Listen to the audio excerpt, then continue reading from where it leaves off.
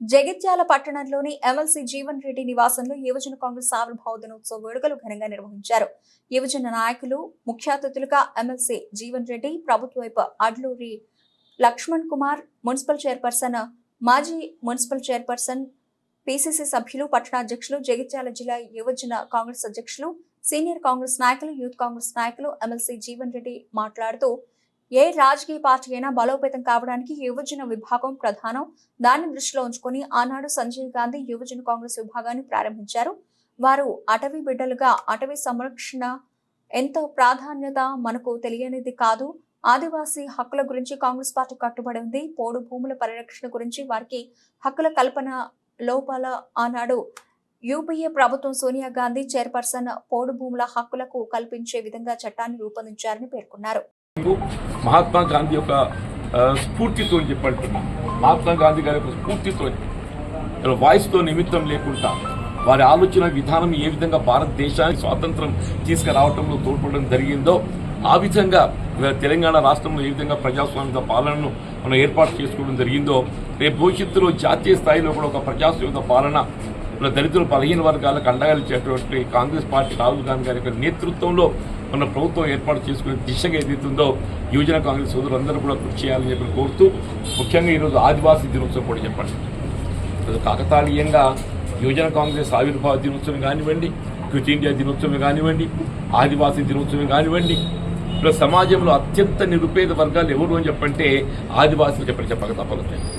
వాళ్ళ అటవీకి పుట్టిన బిడ్డగా అటవీ సంరక్షణ ఈరోజు ఎంత ప్రాధాన్యత ఇచ్చుకుంటుందో మనకు తెలియదు కదా.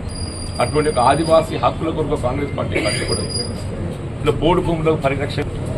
వారికి ఏదైతుందో హక్కుల కల్పన లోపల ఆనాడు మరి యూపీఏ ప్రభుత్వం సోనియా గాంధీ గారి చైర్పర్సన్గా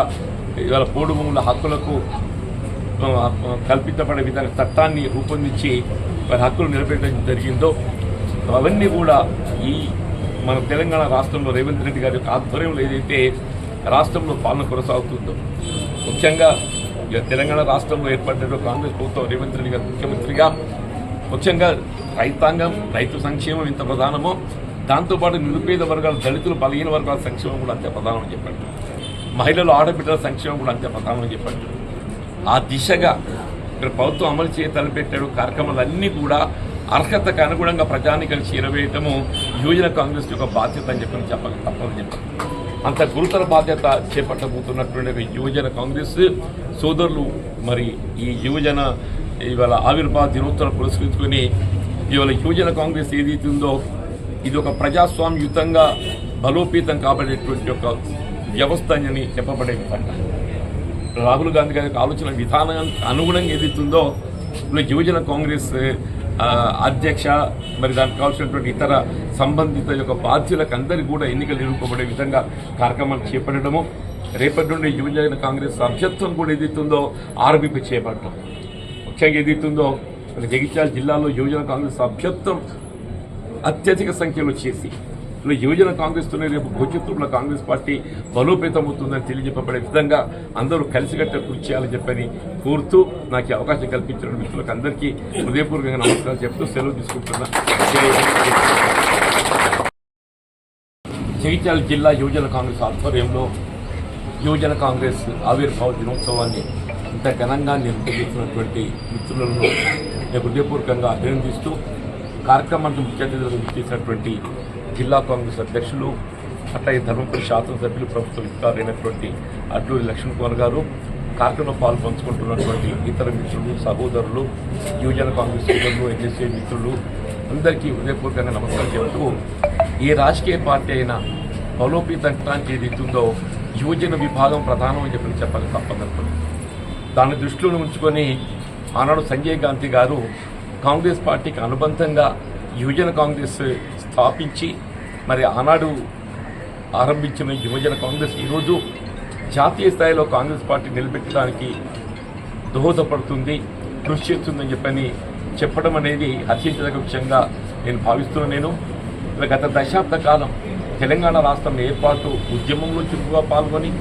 రాష్ట్రం ఏర్పడ్డ తదుపరి రీతిలో గత దశాబ్ద కాలం రాష్ట్రంలో ఏ విధంగా మరి ఆనాటి టీఆర్ఎస్ఏ కానీ నిరంకుశ పాలనకు తెరదించే విధంగా రాష్ట్రంలో ఒక ప్రజాస్వామ్యతమైన ఒక పాలన అధికారాన్ని రాబడే విధంగా రాష్ట్రంలో నిరుపేద వర్గాలకు సంక్షేమ కార్యక్రమాలు అమలు చేయబడేటువంటి ఒక ప్రభుత్వాన్ని ఏర్పాటు చేయబడే దిశగా ఏదైతుందో వీళ్ళు కృషి చేసినటువంటి యువజన కాంగ్రెస్ మిత్రులను నేను ఉదయపూర్వకంగా అభినందిస్తున్నాను. మరి ఏ రాజకీయ పార్టీ కానీ మరి ముందే పేర్కొన్న ఏదైతుందో యువజన కాంగ్రెస్ ప్రధానం అని చెప్పి పేర్కొనడం జరిగిందో స్వర్గీయ రాజీవ్ గాంధీ గారు ఏదైతుందో ఆనాడు వారు ప్రధానమంత్రిగా బాధ్యతలు చేపట్టడంతోనే సమాజ నిర్మాణంలో యువజన పాత్ర పెంచబడే విధంగా అంతవరకు ఉన్నటువంటి 25 సంవత్సరాల ఓటు హక్కును ఏదైతుందో 18 సంవత్సరాలకే కుదింపు చేయబడి ఇలా భారతదేశ నిర్మాణం లోపల యువకుల పాత్రను పెంచి పోషించబడే విధంగా తీర్చిదిద్దింది కాంగ్రెస్ పార్టీ, రాజీవ్ గాంధీ గారు అని చెప్పగలుగుతాం. అట్లాగే ఈనాడు రాహుల్ గాంధీ గారు ప్రియాంక గాంధీ గారు ఏదైతుందో వారి కుటుంబ సంక్షేమాన్ని ఆలోచన చేయకుండా కేవలం దేశ సంక్షేమమే వారి ప్రధాన కర్తవ్యంగా ఎంచుకుని ఏదైతుందో వీళ్ళ గత దశాబ్ద కాలం నుండి వారు ఏ విధంగా దేశంలో ప్రజాస్వామ్య పాలనను నిలబెట్టడానికి కృషి చేస్తుందో మనం గమనిస్తున్నాం. రాహుల్ గాంధీ గారు మరి కన్యాకుమారి నుండి వారు చేపట్టినటువంటి ఒక పాదయాత్ర యావత్ భారత జాతిని మేల్కొల్పబడే విధంగా అలానే కర్ణాటక రాష్ట్రంలో కాంగ్రెస్ ప్రభుత్వం ఏర్పడే కానీ ఇలా తెలంగాణ రాష్ట్రంలో కాంగ్రెస్ ప్రభుత్వం ఏర్పడమే కానీ ఇలా దేశంలో ఏదైతుందో వాస్తవంగా అధికార పంచుల్లోకి వచ్చి ఇవాళ ప్రతిపక్షంలో పరిమితమైనప్పటికీ ఇలా భవిష్యత్తులో ఏదైతే ఉందో ఈ దేశానికి ఒక మార్గదర్శక గౌరవనీయులు పెద్దలు మా ప్రియతమ నాయకులు గౌరవ ఎంసీ సభ్యులు పెద్ద గారి ఆధ్వర్యంలో అఖిల భారత కాంగ్రెస్ పార్టీకి వెన్నెముక ఉన్నటువంటి యువన కాంగ్రెస్ యూత్ కాంగ్రెస్ ఆవిర్భావ దినోత్సవ సందర్భంగా ఈరోజు పెద్ద ఎత్తున జిల్లా యువన కాంగ్రెస్ ఆధ్వర్యంలో ఆవిర్భావ దినోత్సవం వేడుకల్లో పాల్గొన్నటువంటి పెద్దలకు, మా కాంగ్రెస్ పార్టీ కుటుంబ సభ్యులకు, సోదరమణి మున్సిపల్ చైర్మన్కు, మాజీ మున్సిపల్ చైర్మన్కు, గౌరవ కౌన్సిలర్కు, అదేవిధంగా వివిధ హోదాలో ఉన్నటువంటి కాంగ్రెస్ పార్టీ మిత్రులందరూ కూడా నమస్కారాలు తెలియజేసుకుంటూ ఈరోజు కాంగ్రెస్ పార్టీ కష్టకాలంలో ఉన్నప్పుడు, అపోజిషన్లో ఉన్నప్పుడు కష్టపడి పనిచేసే వాళ్ళు ఎవరంటే ఎన్ఎస్ఏ యువన కాంగ్రెస్ పార్టీ కార్యకర్తలే కష్టపడి జెండాన భుజాన పెట్టుకొని ఆడ ఎంత కష్టమున్నా ఎంత ఇబ్బంది ఉన్నా యువన కాంగ్రెస్ పార్టీ కార్యకర్తలు వారికి మా సొంత కార్యక్రమంలాగా అధికారంలో ఏ పార్టీ ఉన్నా ఎంత పెద్ద నాయకత్వం అక్కడ ఉన్నా కూడా మరి నిరసన కార్యక్రమాలు కానీ ధర్నా కార్యక్రమాలు కానీ కాంగ్రెస్ పార్టీ ఇచ్చినట్టు ఏ పిలుపు కానీ యువన కాంగ్రెస్